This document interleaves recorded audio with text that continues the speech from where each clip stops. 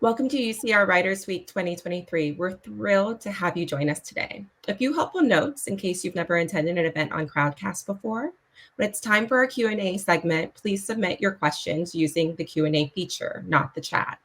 Let's give it a minute or two for everyone to join the session. And as we're waiting, let me know in the chat where you're listening in from today. Please also let us know if this is your first time attending UCR Writers Week. All right, let's go ahead and get started in our session.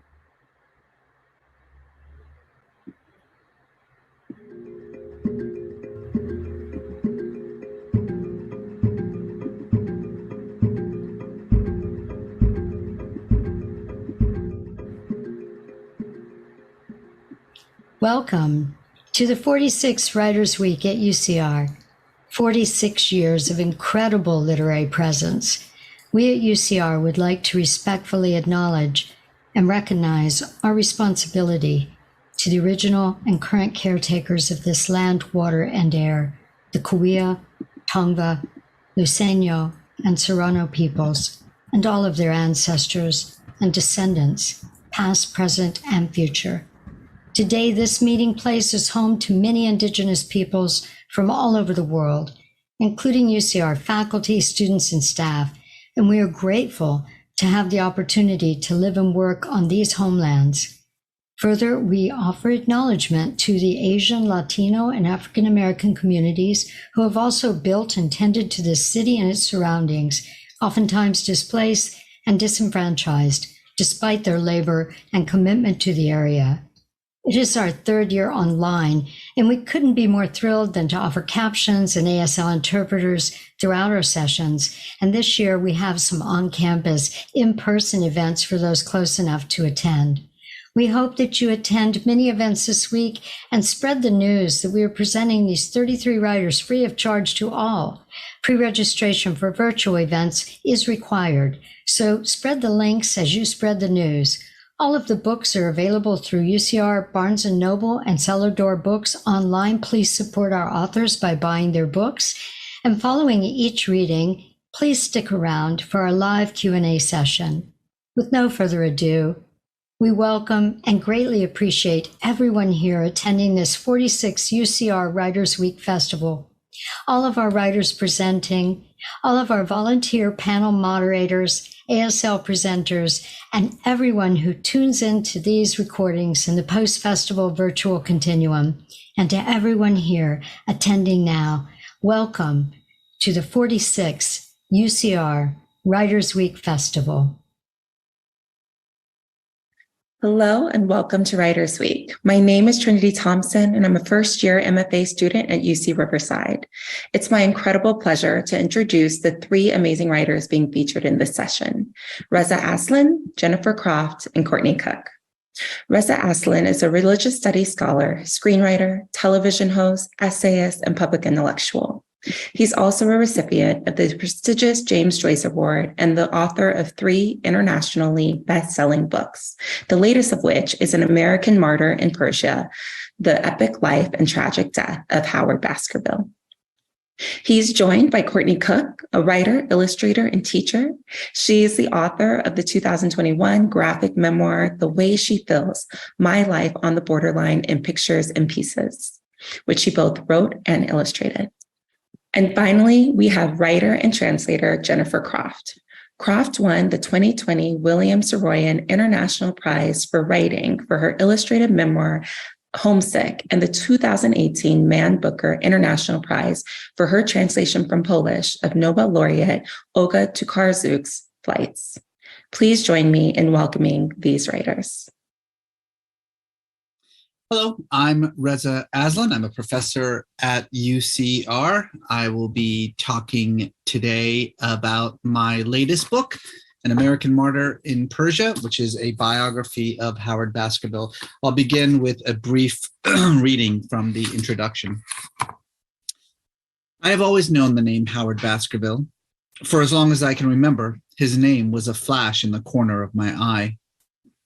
When I was a child growing up in Iran, there were schools named after him.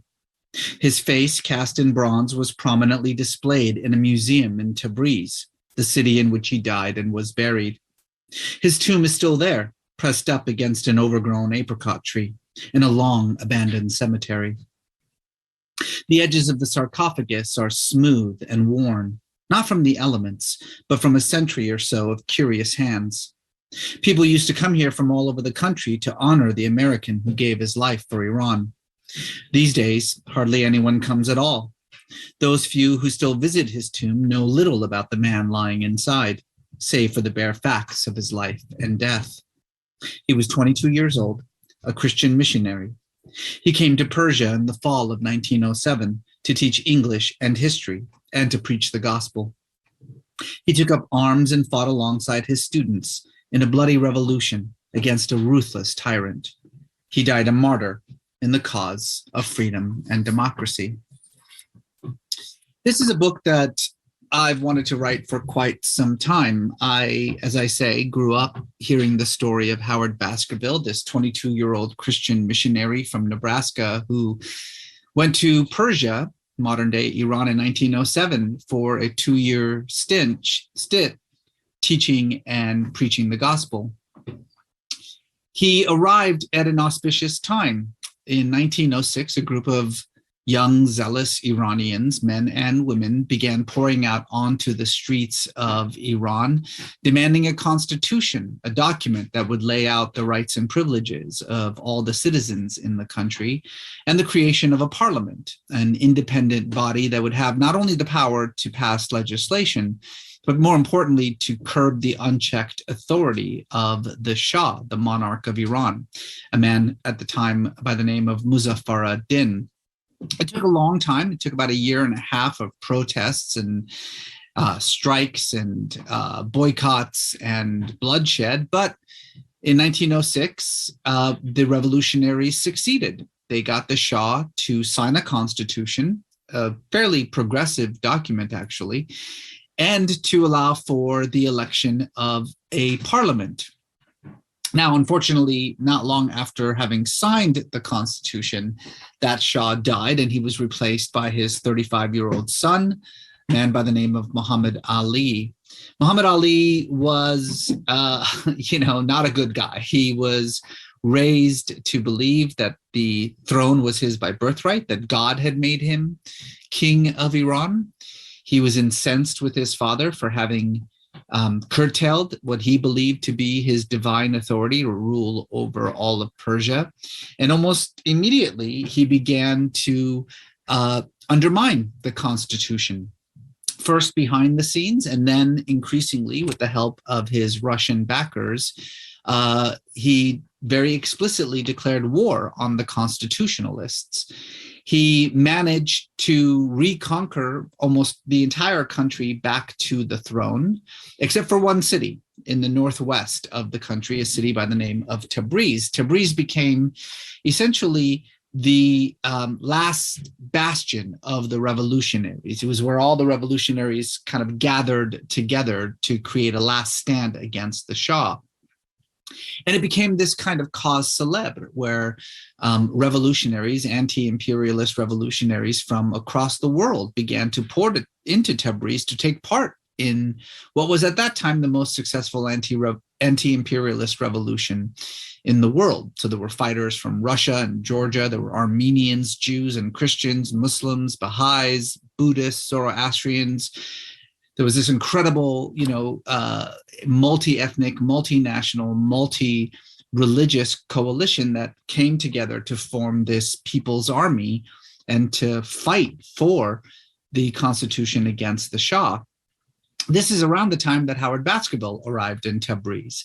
He didn't want to come to Tabriz. He actually came sort of kicking and screaming. He really wanted to be assigned a missionary post in China or Japan, but the Presbyterian Church at the time was desperately looking for young Christian men to spread the gospel in Persia. And, Baskerville's application arrived at an opportune time. So he was sent to Persia, but he really quickly fell in love with the country and the people. He was fascinated by the revolution. very quickly began to create a lot of very close friends among the revolutionaries. And over the next year and a half or so, he slowly began to become more and more sort of immersed in the revolutionary cause. Now, this was, of course, against the express orders of not just the school where he taught, but also the church that sent him there, and more importantly, the United States government, which had declared its neutrality in the conflict in Iran, not because it had some vested interest in upholding the Shah. At that time, America had no interest in the Middle East whatsoever, but because, as the State Department made clear, they thought that the idea of a democracy arising in a Muslim majority country was laughable. And so therefore, the United States government could not be involved in this conflict at all.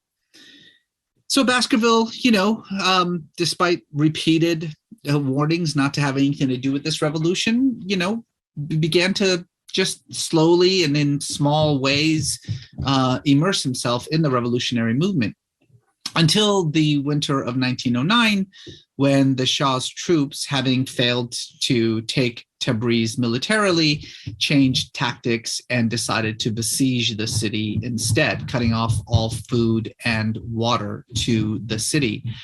What followed was a horrific famine in which thousands and thousands of people died from mass starvation.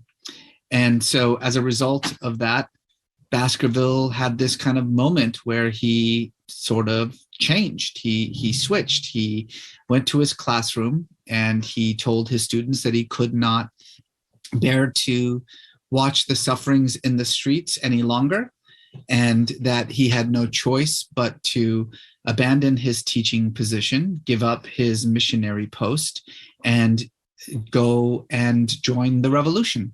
And incredibly enough, his students actually joined him. They got up from class that day and they walked with him to the battlefield. The American government tried to put a stop to this. They sent the American consul general to Tabriz in order to speak to Baskerville in order to get him to change his mind. The American consul general essentially threatened him, said that this is not your conflict, this is not your battle, these are not your people, this is not your country, that if he does not get on a boat and go back home, then he would be charged with treason by the US government. And Baskerville very famously responded that the only difference between him and these people, these revolutionaries, was the place of his birth. And that is not a very big difference. And he took out his passport and he gave up his American citizenship and fully joined the revolution. In April of 1909, there was no more food left in the city, and so they had to break through the siege. Baskerville and his students volunteered to be the tip of the spear in breaking the siege on April 20th. Unfortunately, the battle did not last very long. Baskerville was shot in the heart, but this sort of international embarrassment that was caused by the death of this young American missionary was enough to force the Shah to declare a temporary ceasefire.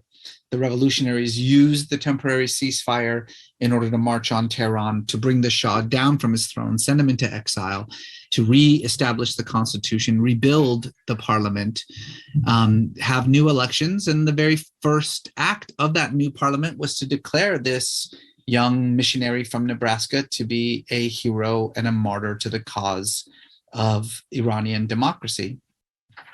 Obviously, a lot has happened in the century since Baskerville's death. Iran is still nowhere near a democracy, but when we look at the revolution that's taking place there right now, this incredible movement of young people who are demanding an end to this murderous, illegitimate regime that has made life miserable for so many Iranians for so many years, you can't help but see the echoing of Baskerville and his students and the revolution of 1905, which in many ways laid the groundwork for what's happening right now.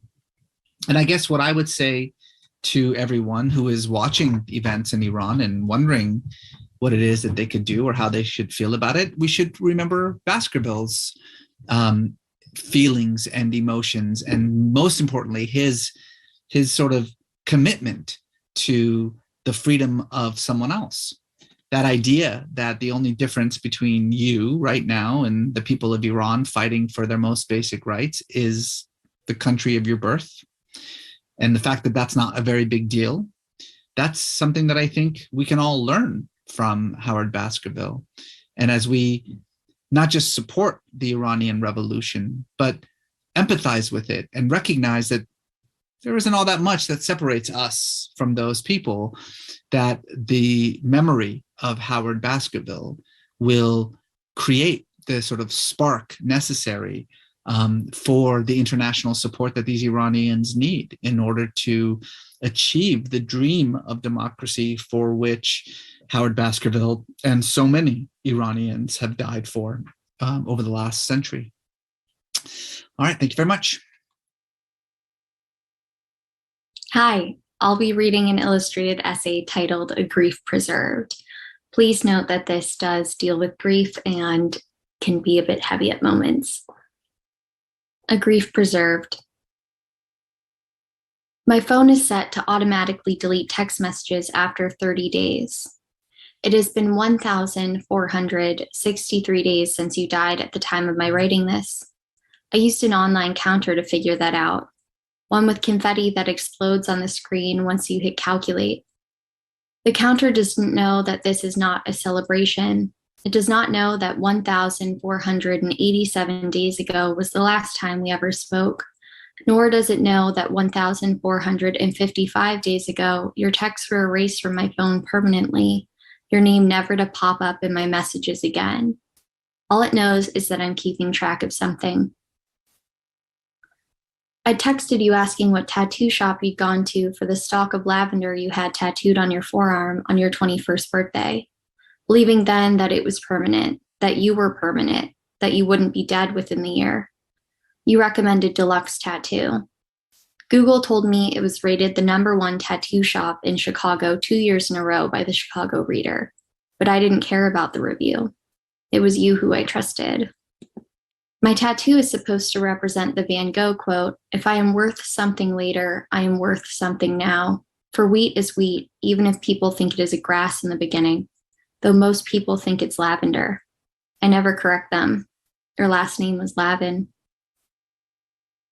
Sarah called me while I was sitting at Lagunitas Brewery, splitting a chopped salad with my mom.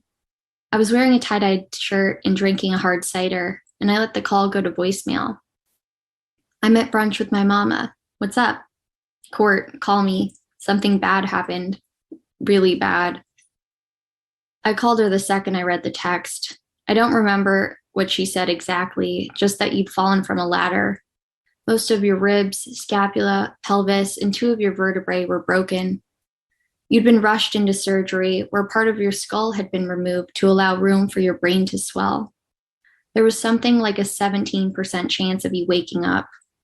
All I could imagine as Sarah spoke was the doctor shaving your waist-length hair I once trimmed after your mom had cut it unevenly the night before.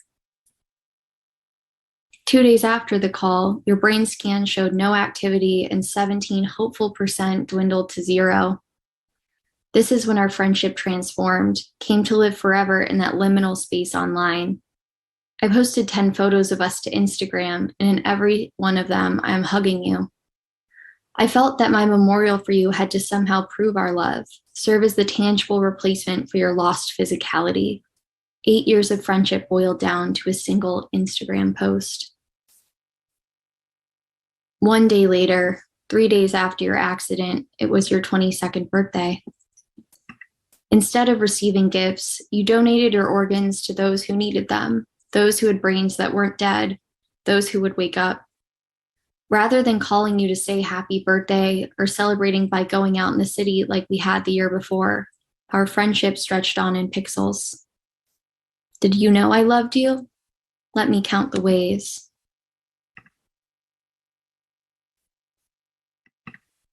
Driving across the Golden Gate Bridge on the way back from a Tinder date, I allowed myself to cry over your death for the first time. One of your favorite artists came on as I shuffled my Spotify. I feared I would crash. I spent spend a lot of time thinking about why you were climbing that ladder in the first place, why all your friends made it to the top and you had to be the one that fell, why someone had to fall at all. It was the early morning of your college graduation, and in my mind, you were climbing a rooftop to watch the sunrise over the ocean. I did not know whether this was true, but for a while I had no proof it wasn't, and it was a story I liked to tell myself. One day, not long after your death, I Googled you, and an article popped up that talked about your accident. It said you fell from a ladder inside your school's theater, and my heart broke knowing you didn't even get to see the sky on your way down. I try to ignore this article exists. I wrote you a note before your funeral. I don't know why, but writing it out wasn't enough, so I posted it to my Instagram story. It's in a highlight on my profile now where I archive all my favorite photos of you and the two of us together. The note is too long for anyone to read in Instagram's allotted time. Some of the text is cut off and my handwriting is messy. Instagram tells me 326 people saw the story when it was first posted, but I doubt even half them took the time to read it.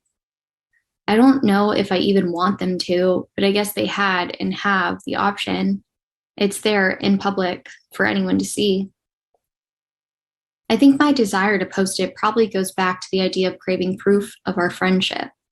Now that you're gone, I feel like if I don't constantly work to keep you here, you'll slip away. Tinder Boy and I ended up dating. After a drunken weekend spent in Lake Tahoe celebrating his birthday, we decided on a whim to get tattoos. It was only a few months after your death, and I was still craving forever with you, a feeling I'm not sure will ever go away. I got 2 burning matchsticks tattooed on the back of my left ankle because when you put the tips of them together, they make a heart. Like how when we came together, it felt like love. When I began writing this, I just started working toward my MFA. Now it's been 2 years since I graduated. Sometimes I can't believe you never technically graduated college, never got to walk across that stage. I have a sort of survivor's guilt for being able to do things you never had the opportunity to do. So I write about you a lot, try to bring you into this space. I've had an essay and a poem about you published so far. Here's another attempt. I got a new iPad and I learned to draw digitally. You are my favorite thing to draw. I like having the power to bring you back into existence. I like that every drawing on my iPad can be saved and shared an infinite number of times, that there isn't just one chance, one copy. I'm trying to learn to accept that all the photos of you that will ever exist are already in the world. But for now, I feel that drawing counters the fact that the photos of you yourself, are finite. Most of the photos of us are from before I grew out my bangs. The fact that the photos of us feature them make you seem even farther away. In an effort to get closer to the time in my life where you were still around, I cut my hair only a few months after you died. I then drew a comic about it and posted it to my Instagram, a strange ritual I've become accustomed to. Let's call this performance piece public grief. After a year, I decided to let my bangs grow out again. Now, when I go through my Instagram, I hardly recognize myself in photos from that time. Those memories feel almost secondhand, like attempting to retell a story I overheard in a busy coffee shop, or something I was told through a game of telephone. It's only been 3 years. What will time do to my memories of you? Did you love me? Sometimes I feel crazy, like I've made all our years of friendship up. The only way I know that we were real is when I go online. On the first anniversary of your death and your 23rd birthday, I realized I was running out of new photos of us to post, so I shared a drawing I'd done of you instead. It feels necessary to manifest your presence into the world via pixels on a screen. I'm afraid I'll get to the point where I don't feel I need to post at all, that'll mean I've forgotten you. I'm also afraid I'll never get to that point, and I'll keep reposting the same few photos of us on loop forever.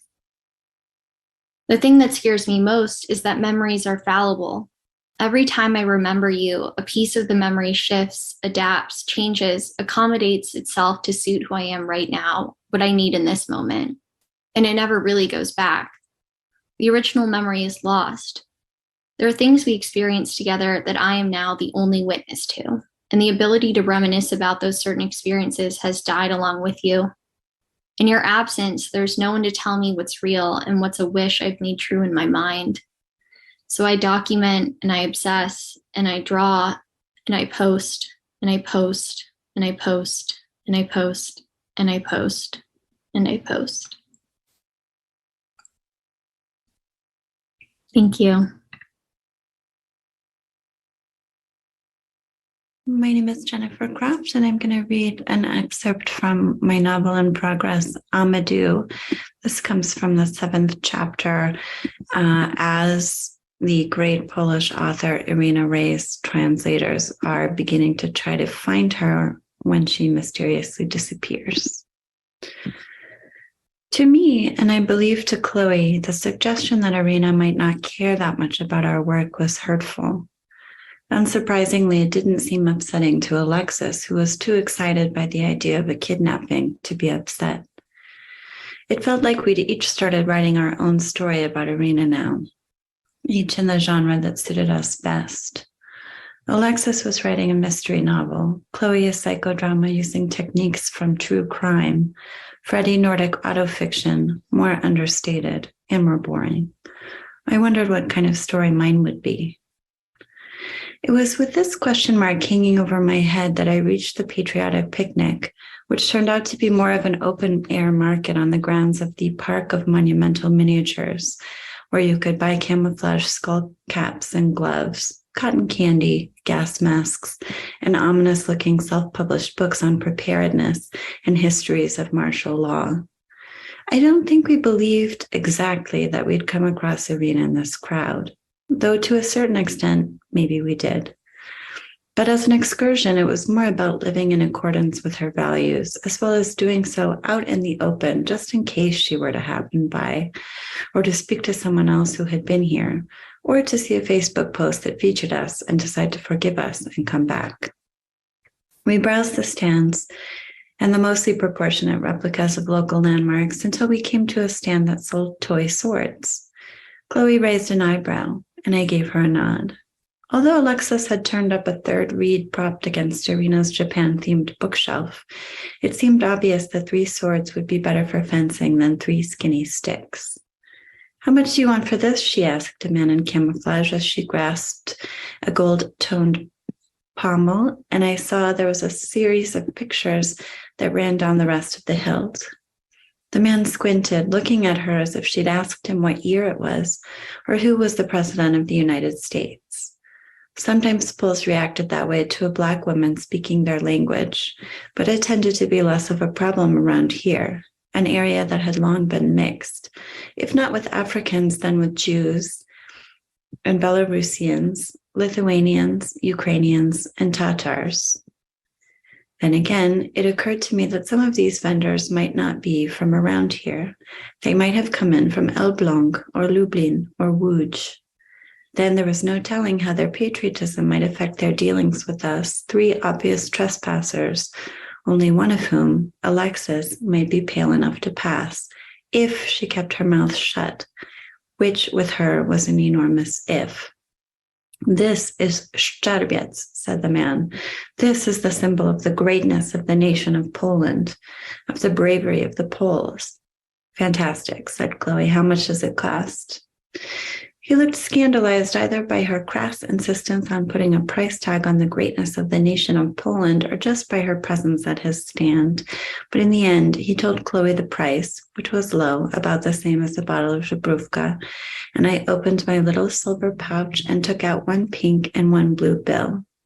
When I looked up, Alexis was standing right in front of me, giving me another face. "Fine," I said, taking out a green bill. Then we were all armed with 3-foot plastic swords. We realized we'd lost Freddie when we wanted to show him our swords. As we started looking for him, the picnic's MC announced that the battle's featured guest, Pan Igor Dąbrowski, would be delivering his address now, and would we all please take our places near the miniature church of the Transfiguration of the Lord on the Holy Mount of Grabarka. Alexis and I started to follow the crowd, but after only a few steps, I realized Chloe wasn't with us anymore either. I turned and saw she was frozen in place.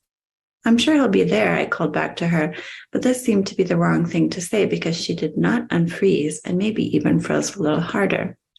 Freddie loped up behind her. Nice sword, he said. Is that the Szterbiec? Where have you been? Asked Alexis, almost flirtatiously, I thought.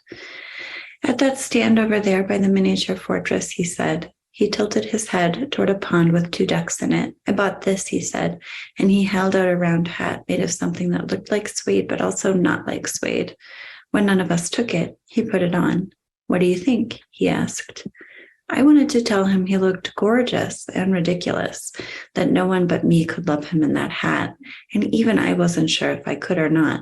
But Chloe said, Is that Amadou?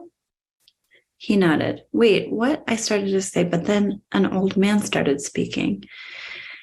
He was telling a story about getting arrested by the Gestapo when he was 20 years old. Right away, I felt gripped and almost like I knew the old man somehow, although that was impossible. The tempo of the story, the subtle rises and falls in the volume of his voice, made me afraid I'd get arrested next. He said he would have been put to death had it not been for a friend who managed to bring in a photograph of him and Hermann Goering, the man who had created the Gestapo, from Goering's last hunting trip in Białowieża. The Nazi had already killed a dozen wild boar and countless birds and probably 100 foxes, but he had wanted a wolf.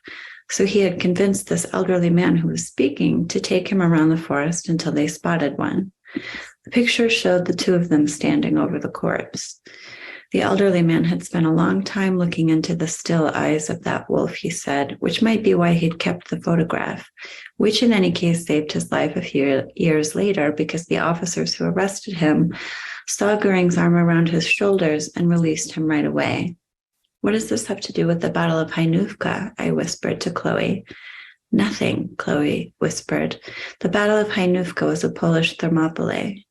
What's a Polish Thermopylae? I asked. When Polish troops fought to the death, even though they were vastly outnumbered, next to no one survived the Battle of Hajnówka. Actually, historians can't say for sure whether anyone survived. And now even the couple of people who claim to be survivors are dead. So who's this guy? I asked. No one, she said, forgetting to whisper. He doesn't really exist. This struck me as a strange assessment, but I couldn't inquire because now it was time for the archers, who joined the crowd as it flowed toward a cordoned-off part of the park with a slim track down its center. My dress, I realized, was attracting too much attention. I could feel sets of eyes boring holes into my sides where the skin was exposed.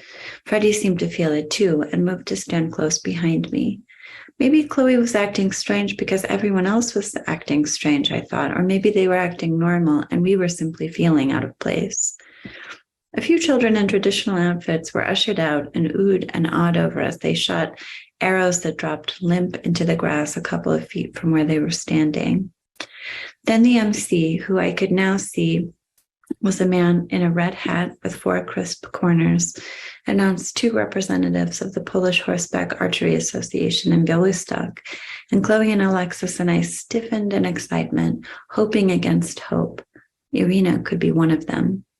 I turned and looked at Chloe, whose hands were together in front of her face as if in prayer, her toy sword at her side. When it toppled, she didn't even notice. I picked it up with my free hand. As we waited, I saw in my mind's eye a beacon of enlightenment on horseback, power incarnate, Irina in a cascading blue-green dress, her black hair streaming behind her like a dark, glittering river as she galloped toward us, her eyes brighter and more forceful than 1,000 suns. And my version of our author's story, I realized, was probably an epic, a new ancient adventure that we could all intone together, sing her praises in our languages that fit together like they needed one another and formed a kind of symphony as we shouted from the rooftops tales and details of her feats, the feats of a centauric goddess whose words would staunch calamities, hold our apocalypse at bay. Neither a tragedy nor a comedy, my story would have bloodshed, but it would end in an act of great salvation, a renewal of the life of something larger than ourselves. Then I turned again and watched the field for her coming and felt against my naked back Freddie's hot silver belt buckle. Or maybe my story was a love story, I thought then too. But then 2 horses rode out, neither one bearing our author, just 2 men with beards and hats and feathers. At first I was disappointed. Then a 3rd man galloped up out of nowhere and raced ahead of the other 2, turned his horse and pulled back his bowstring and aimed at the crowd by the pond with the 2 ducks in it, then swiveled in his saddle until he was aiming directly at us. Cleo, cried Freddie as he pulled me and Alexis down, but since Chloe's name wasn't Cleo, she didn't move. I was marveling at his stupidity when Alexis elbowed me in the face, then reached and stretched to grab Chloe by the hem of her black shorts and pull her down into the pile of us, cluttered with swords, and as Chloe crouched, the arrow flew directly over her head into the arm of the stranger standing next to her. I don't know what happened after that. Everyone panicked. Everyone ran. Thank you.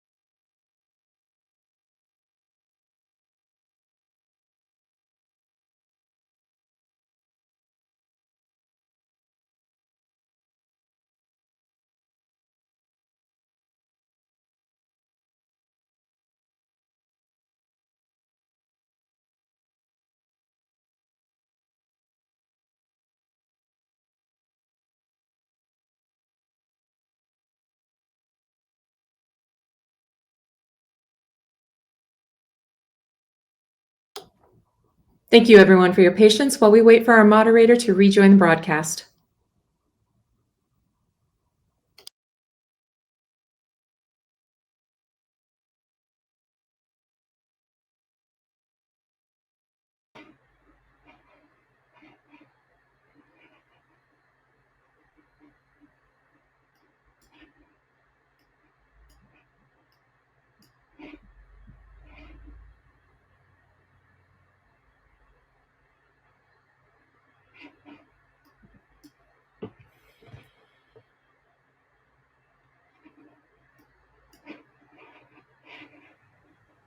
While we're waiting for Trinity, I'm going to go ahead and bring our authors back to the stage.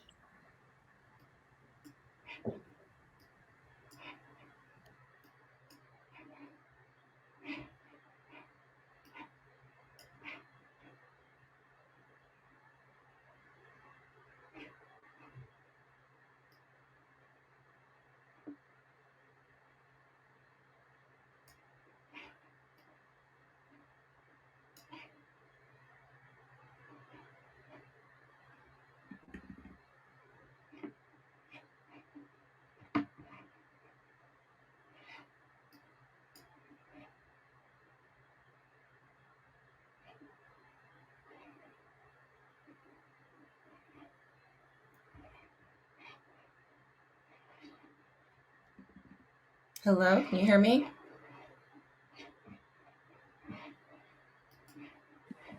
Yes, we can. Hi, I'm not sure where we are in the session. I apologize. I'm not sure what happened. Thank you for sharing all your words with us. To our writers, please join me in welcoming our brilliant writers to the stage in the order that they read. First, we have Reza Aslan.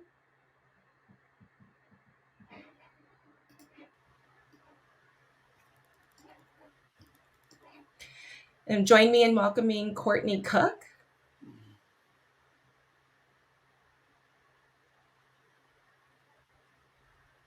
And last but not least, please welcome Jennifer Croft to the stage.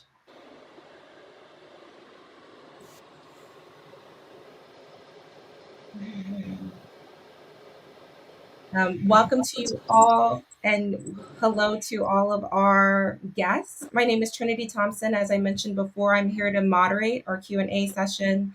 Thank you so much, Courtney, Jennifer, and Reza, for your readings. I want to make sure that you all get a chance to talk with each other, and for our audience to ask questions to you about the work that you're doing and anything else that they might have on their minds. Audience, please feel free to submit your questions in the Q&A session separate from the chat.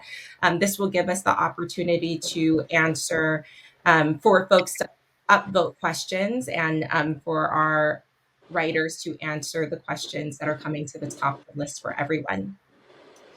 We will try to get to as many as possible. And so with that, we're going to go ahead and get started with our first question. I'm going to ask our writers to each say a few words about how they got started as a writer. Jennifer, perhaps you could start us off. Sure. And I'll just warn you, I have a little bit of a cold, so I don't sound that great right now. But I got started as a writer when my family took me on my first international trip when I was 5 or 6 years old. We went to Canada, and I found that from Oklahoma, where I grew up and where I currently am, I found that so exciting, and I was really inspired to kind of continue thinking about travel and journeys. And once I got home, the way that I did that was by describing the journeys of a butterfly named Sparkle, who traveled all over the world. And my dad was a geography professor, so I used all of his maps and atlases and globes to chart the progress of my butterfly. But that was so much fun. It was a really great way, I think, to start writing, because there was obviously no pressure when I was that age. And it was really exciting. It was a great way to see the world without, actually leaving my family home.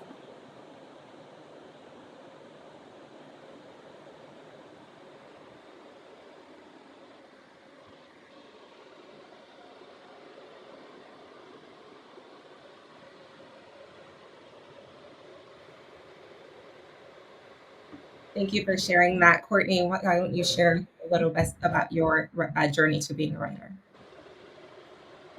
Yes.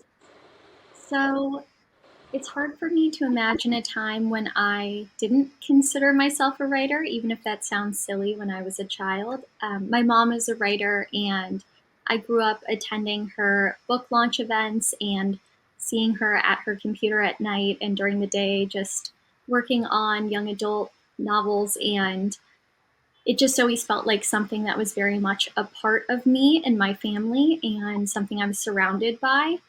I was really lucky for that. But I think the first time that I kind of feel like I started pursuing some semblance of like writing in a more structured way, I was probably like 6 or 7 and I was bored on a plane, and my mom took just one of those like legal notepads, and she wrote like name, age, hobbies, likes, dislikes, whatever it was, and asked me to make a character and then write a story from that, because I was deeply bored and she was busy with my younger sister and trying to keep her occupied. And that kind of started jogging my brain and making me feel more involved in it in a way that I hadn't before. And previously I was just creating my own versions of like Dora the Explorer, or Junie B. Jones. I like did fan fiction on most of those.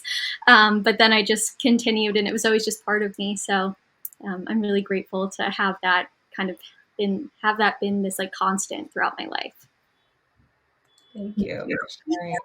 I'm seeing such a connection between, writing and childhood and the ways that a lot of many people's writing journeys start at such a young age. Reza, we'd love to hear a little bit about your writing journey.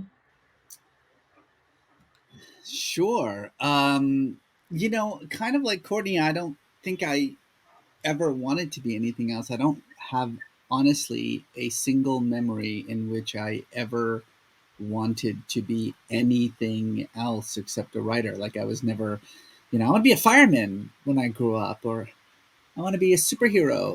Like that's all I ever wanted to be, was a writer. But I'm also the child of immigrants and an immigrant myself. And as I think a lot of immigrants could probably attest to, telling your immigrant parents that you want to be a writer isn't a winning strategy. And I told this joke many times before, but when I told my mom that I wanted to be a writer, she said, "Who's stopping you from writing? You go be a doctor and then you write." And I explained to her patiently that no, I actually wanted to have a job as a writer, like do that as my job.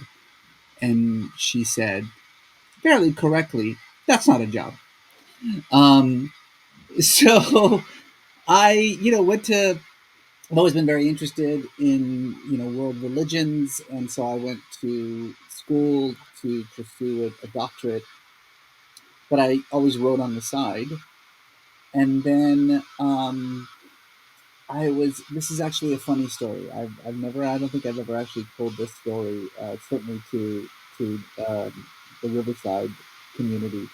But I had written a novel in the midst of getting my PhD, and I was always a great fan of Marilynne Robinson. I mean, she's one of my all-time favorite writers. And I don't know why I did this, but I put the novel in an envelope and I sent it to Marilynne Robinson at Iowa. And I said, "I think you're the greatest and I love you. And I wrote a novel and I thought I would just send it to you." By the way, don't do this, guys. It doesn't work. But I guess, and this is sort of strange. So a few months later, I got a call from the administrative assistant at the Our Writers Workshop offering me admission to the program. And I was like, I didn't apply to the program. And I guess what had happened was Marilynne Robinson, bless her heart, I think just thought that this was mistakenly sent to her and threw it in the admissions pile. And somehow it went up the chain. And the next thing I knew, I was taking 2 years off of my PhD to go get an MFA in fiction. And everything just kind of went from there. Suddenly it was possible to actually do this for a living. Sort of.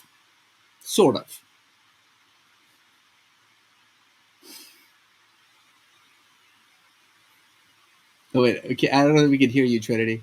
Unfortunately, I think someone else is in charge of the mute button.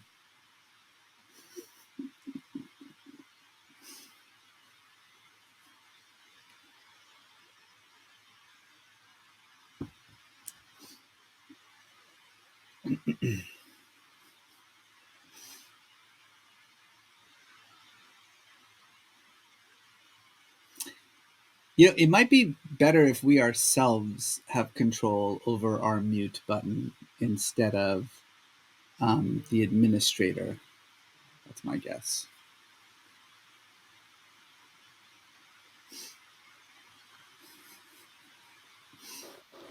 Yeah, I think there might be just a glitch, unfortunately, in Trinity's mic. Trinity, push mute and then unmute on your computer.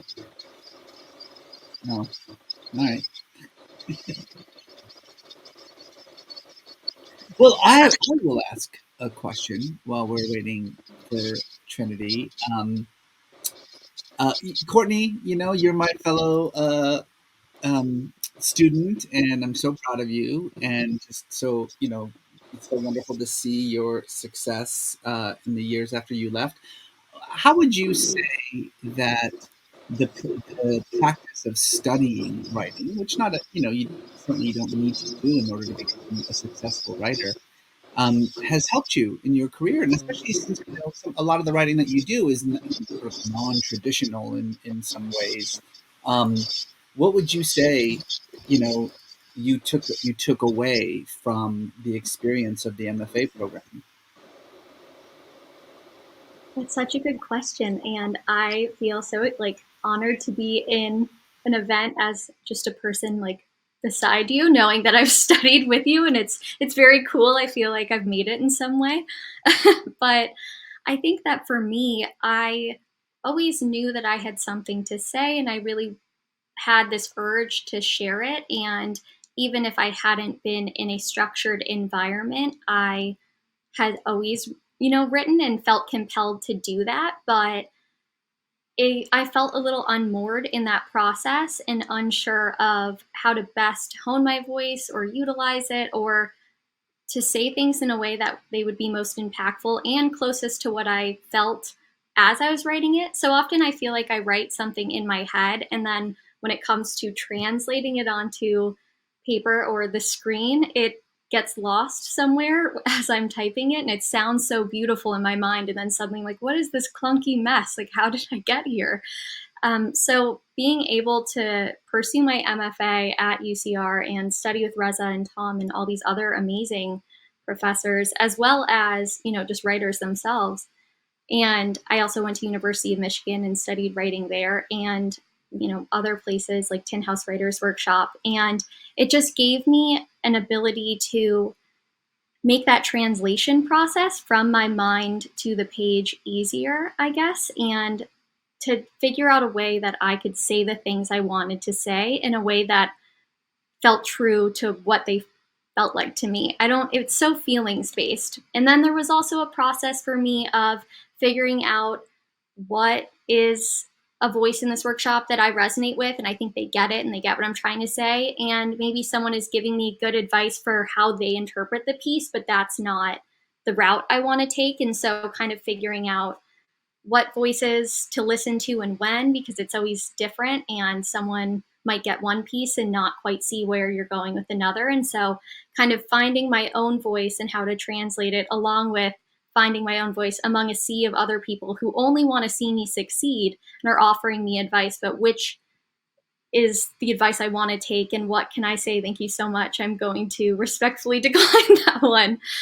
So I think it provided me a lot, but it also was a bit of a learning process for me of where do I exist then at the core of who my writing voice is, or whatever that is, outside of the world of writers. And I think that's where I've been able to let myself be free in the non-traditional type of writing, and let myself say, this sounds like how I speak and how I hear myself in my head. And it might not be buttoned up or academic or even grammatically correct, but I want to embody my voice. So I'm going to let the freak flag fly, or whatever. But how is it from the perspective of someone teaching a workshop for MFA students and figuring out how can you is there anything you do, Reza, in terms of trying to figure out I can see this student their voice is getting lost here, or I can see them shutting down and tuning out as they're getting advice, or something like that? How do you mold that? My fundamental goal with my graduate students is to figure out what they're trying to do, because sometimes they're not even all that sure. They've got sort that of wasn't when I started. I and it's just sort of getting them first and foremost to just kind of figure out, okay, this is what I want to do. This is how I'm trying to do it. And then once we've figured that out, then honestly, it's just a matter of shepherding that voice, allowing them to kind of develop it and to be confident in it, but also to kind of, learn the nuts and bolts of what it takes to actually survive in this business, right? I mean, unfortunately, there are many extremely talented writers out there who have never had any kind of success because, it's a completely different set of skills to translate talent into success. And so for me, I always think of it in sort of three stages, and it actually wonderfully kind of fits the three stages of the student experience. Stage one, figure out what the hell you're doing. Like what am I doing here? What am I trying to do? Then secondly, here are the tools necessary to do what you want to do and to kind of figure out what your voice is. And then thirdly, here is what you need in order to actually translate it into success. And I think I'm very happy with our program and the diversity of voices that have come out of it. It's very exciting. Jennifer and Reza, I would love to know how you define success for yourself as a writer, because that I think it really varies depending on who you are and what you're, looking for.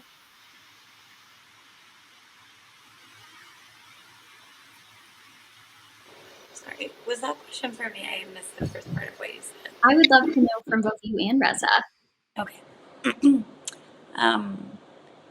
I don't know. I mean, as Reza was talking about teaching, which I also do, I was thinking about a question that I saw in the Q&A about how I do my translations and kind of in general the process of helping people find their voice, which is of course what I do as a translator. I figure out what the voice of the original it is in essence, which is a pretty difficult thing to do. I think in general when we read, we're not so caught up in that.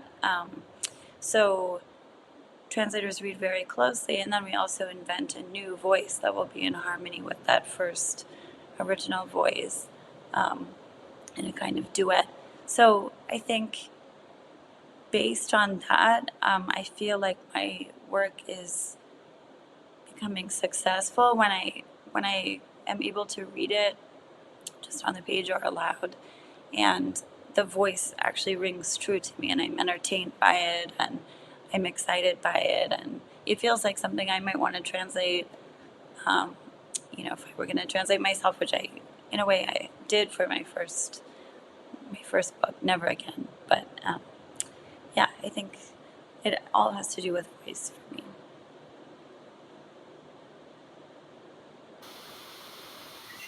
On that note, I'll answer the question as well, which is that I think for me, success is measured in the impact that my works have had on the people that I meet. Right? I mean, it's hard. Like, writing is such a lonely process. You're in your room and you're typing away, and you hope that it's good, and you hope that people will read it, and then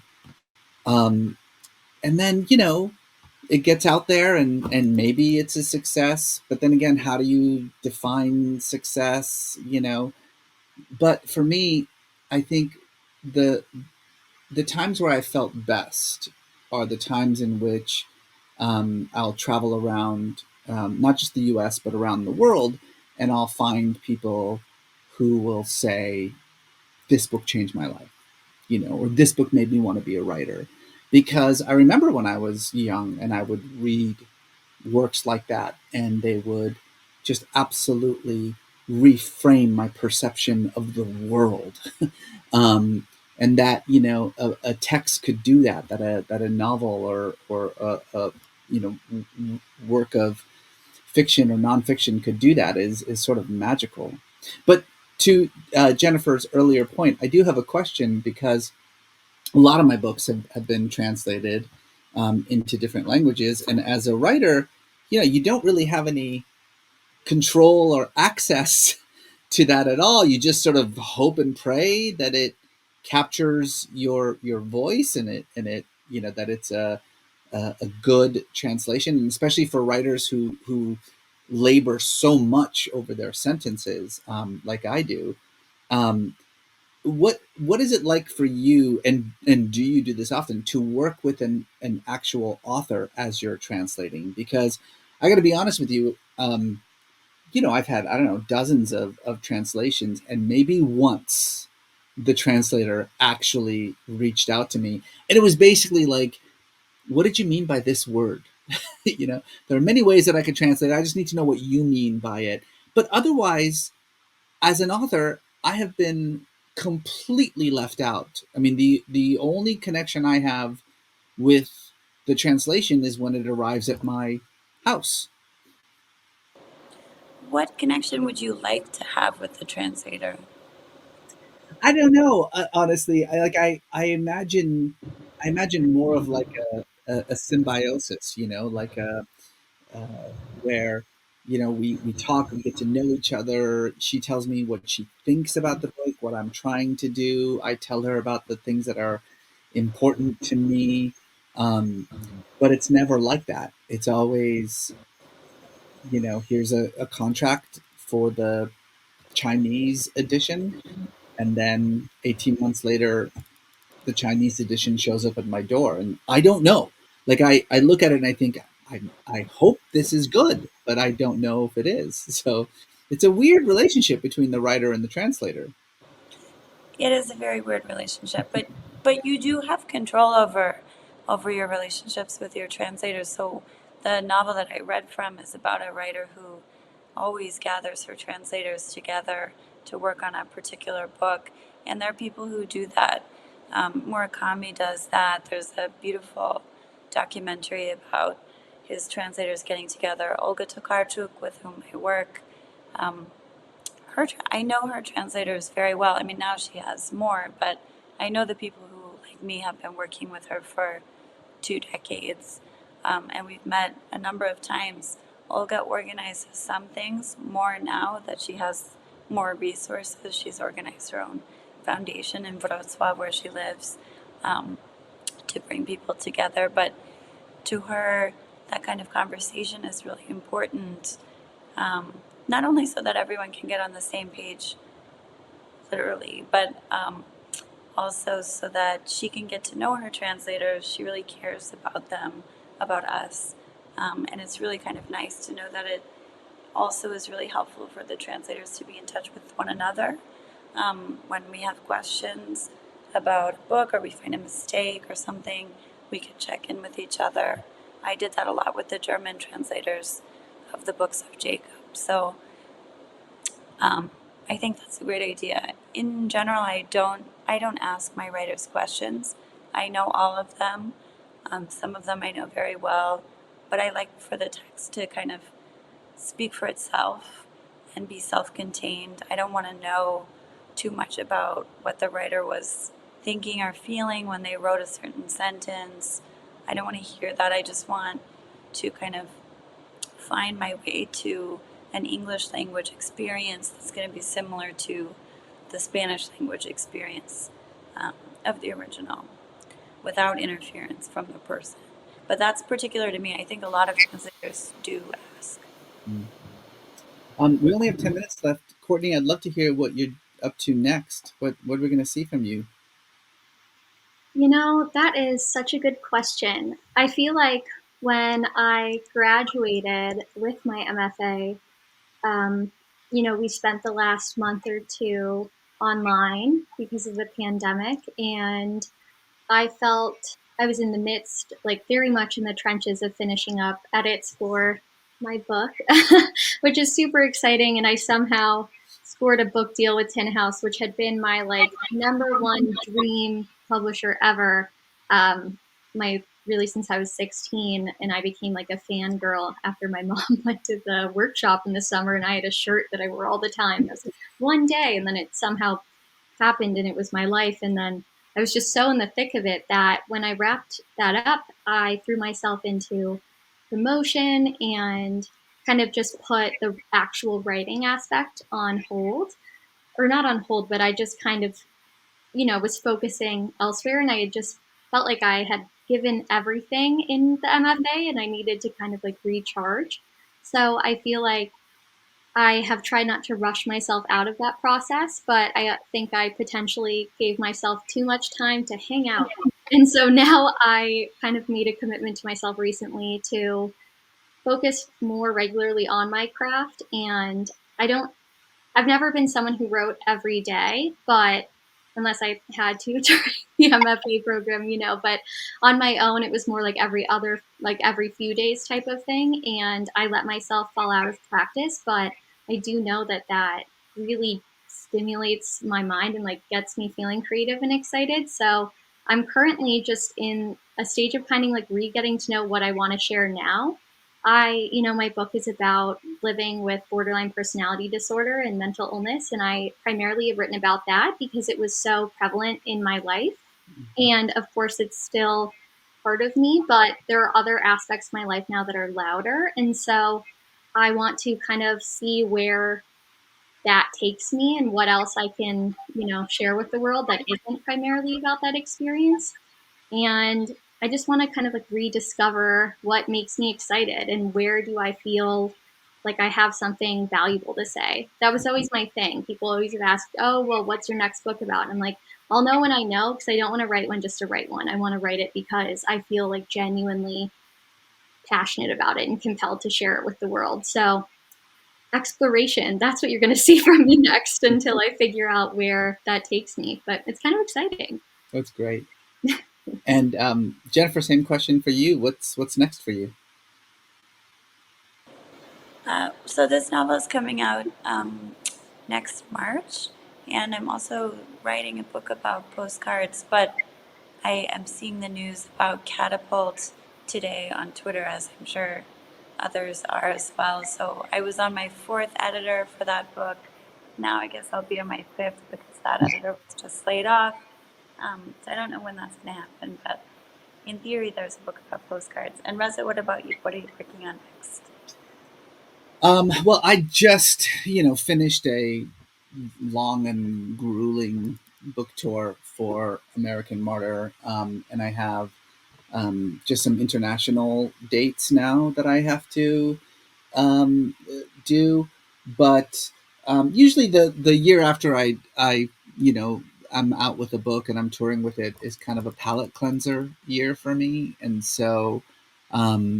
Right now, I'm doing some different kinds of writing. I'm writing a pilot for Netflix, and just kind of, thinking about what I want to do next.